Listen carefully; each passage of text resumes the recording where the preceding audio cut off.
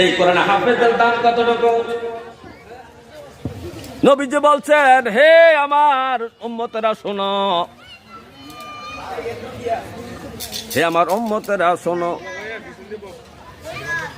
আমার উম্মতের মধ্যে যে ব্যক্তি কোরআন শরীফ হিফজ করলো, কোরআন তেলাওয়াত করতেছে, কোরআনের হুকুম আহকাম গুলা সুন্দর করে মান্য করেছে, আর ওই সমস্ত কোরআন মান্যকারী, কোরআন হিফজকারী, কোরআন মুখস্থকারী ব্যক্তিরা হাসর মাঠে যখন উঠবে, তখন এই কোরআন তাদের পক্ষে, তাদের কাছে শাফায়াত করবে, বলবে রাব্বে কারীম, এই আমি কোরআন এই আপনার এই বান্দার জন্য, আপনার এই পরিবারের সদস্যের জন্য, আপনার এই খাস বান্দার জন্য আমি সুপারিশ করতেছি। মাওলা গো, আমাকে কত সুন্দর করে সে তেলাওয়াত করতো, যত আয়াত তেলাওয়াত করেছে তত আয়াত পর্যন্ত তার সম্মান আপনি বৃদ্ধি করে দেন। জোরে জোরে বলেন সুবহানাল্লাহ। তখন আল্লাহ তাআলা এই কোরআন হাফেজকে বলবেন, হে কোরআন হাফেজ, আমার পরিবারের অন্তর্ভুক্ত আহলুল্লাহ, আমার আহাল, তুমি কোরআনের আয়াত তেলাওয়াত করতে থাকো, এক একটা আয়াত তেলাওয়াত করবা, আর এক এক সিঁড়ি পর্যন্ত তুমি সম্মানের আসনে উপরের দিকে তুমি উঠতে থাকো। জোরে জোরে বলেন সুবহানাল্লাহ।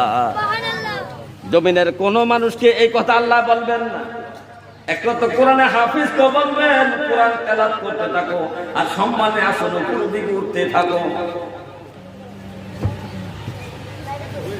হে আমার ভাইও, হাদিস শরীফের মধ্যে আছে দুইটা আমল আল্লাহর সাথে একটু কথাবার্তা বলবেন বান্দাকে নিয়ে।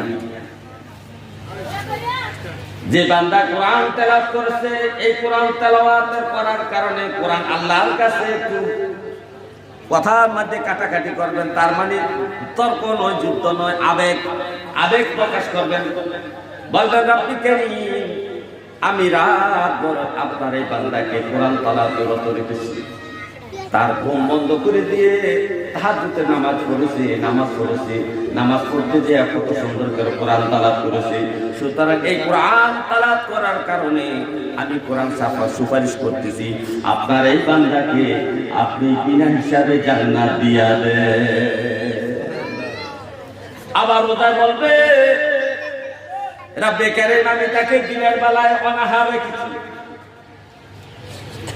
খানা পিনা থেকে, পানীয় থেকে আমি বিরত রেখেছি, আমি রোজা আপনার এই রোজাদারের জন্য সুপারিশ করতেছি। মাবুদ গো, আপনার এই রোজাদার বান্দাকে আপনি বিনা হিসাবে জান্নাত দিয়া দেন।